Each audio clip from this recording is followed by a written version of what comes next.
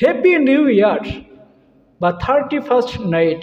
বর্তমান তো ইয়ং যারা তারা এটা বলতে পারে, মুরব্বী যারা তারা তো অনেকেই আছে উচ্চারণই করতে পারে না। আছে না নাই? আছে। এই যে 31st নাইট, এটা কোন জায়গা থেকে আসছে? আপনি কি এটার ইতিহাস জানেন? হ্যাপি নিউ ইয়ার, এই রাত্রে আপনি যে আনন্দ উদযাপন করেন, কখনো আপনি ভেবে দেখেছেন এই রাত্রের ইতিহাস? সময় যেহেতু কম, সংক্ষিপ্তভাবে আপনাদেরকে হ্যাপি নিউ ইয়ারের ইতিহাসটা বলছি। প্রাচীন যুগে একটা দেবতা ছিল, একটা মূর্তি ছিল, তার নাম ছিল জানুস। আমাদের যুবক ভাইয়েরা যারা আছেন, আপনারা গুগলে সার্চ করে আপনারা দেখতে পারেন এটা জানুস। গুগলে সার্চ করবেন, বিস্তারিত চলে আসবে সেখানে।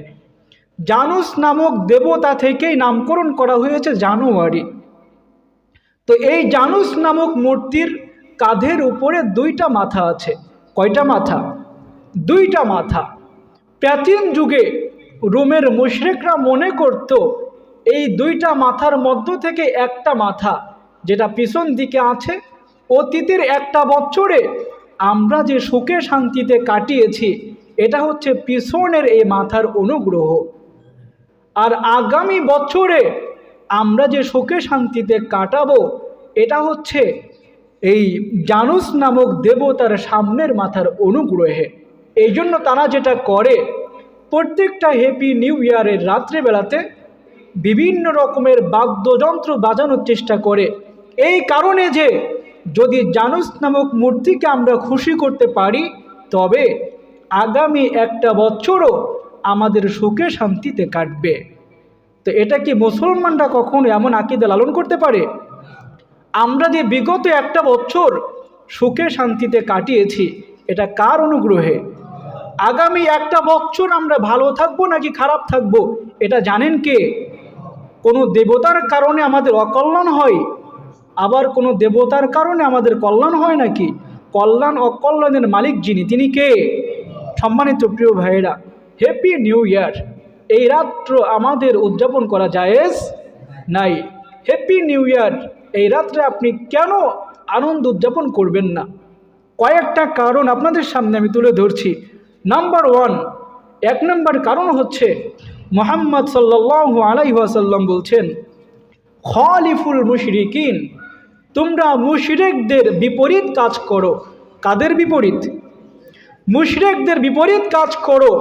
কারণ বিশ্বনবী সাল্লাল্লাহু আলাইহি ওয়াসাল্লাম বলছেন, মান তাশাব্বাহা বিকওমিন ফাহুয়া মিনহুম, কোনো বিজাতীয় সংস্কৃতি যদি তুমি অনুসরণ করো, যদি কোনো মুশরিকদেরকে তুমি অনুসরণ করো, তবে পরকালে আল্লাহ সুবহানাহু ওয়া তাআলা তোমাকে ওই মুশরিকদের সাথেই তিনি রাখবেন।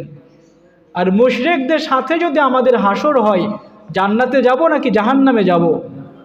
জাহান্নামে যেতে হবে। তো কেন আপনি আমি হ্যাপি নিউ ইয়ার এই রাত্রে আনন্দ উদযাপন করব না? 1 নম্বর কারণ হচ্ছে, যদি আমরা ওই রাত্রিতে আনন্দ উদযাপন করি, তবে আমাদের এই আনন্দ মুশরিকদের সাথে মিলে যায়। নাম্বার 2, ওই রাত্রিতে কেন আপনি আমরা আনন্দ উদযাপন করব না? 2 নম্বর কারণ হচ্ছে, ওই রাত্রিতে কি বাজানো হয়?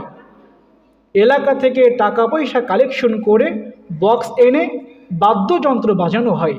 অথচ এই গান বাজনা বাদ্যযন্ত্র সম্পর্কে আল্লাহ সুবহানাহু ওয়া তাআলা কি বলেছেন? তিনি আল্লাহ সুবহানাহু ওয়া তাআলা বলেন, ওয়া মিনান নাসি মান ইয়াশতারি লাহওয়াল হাদিস লিয়ুদিল্লা আন সাবিলিল্লাহ, মানুষের মধ্য থেকে এমন কিছু মানুষ আছে যে মানুষগুলো অজ্ঞতাবশত টাকা পয়সা খরচ করে অসার কথাবার্তা তারা কুড়াই করে, এবং মানুষদেরকে আমি আল্লাহ সুবহানাহু ওয়া তাআলার পথ থেকে বিচ্যুত করতে চাই।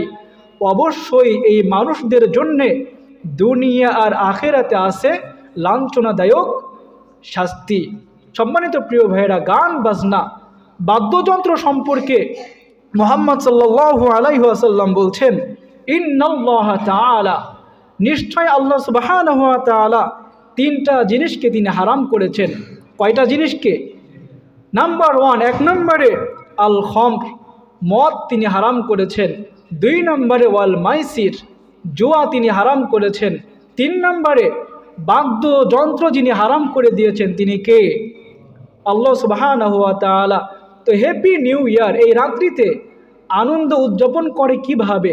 দেখবেন যারা আনন্দ উদযাপন করে তারা অবশ্যই বক্স এনে বাদ্যযন্ত্র বাজানোর মাধ্যমেই তারা আনন্দ উদযাপন করে।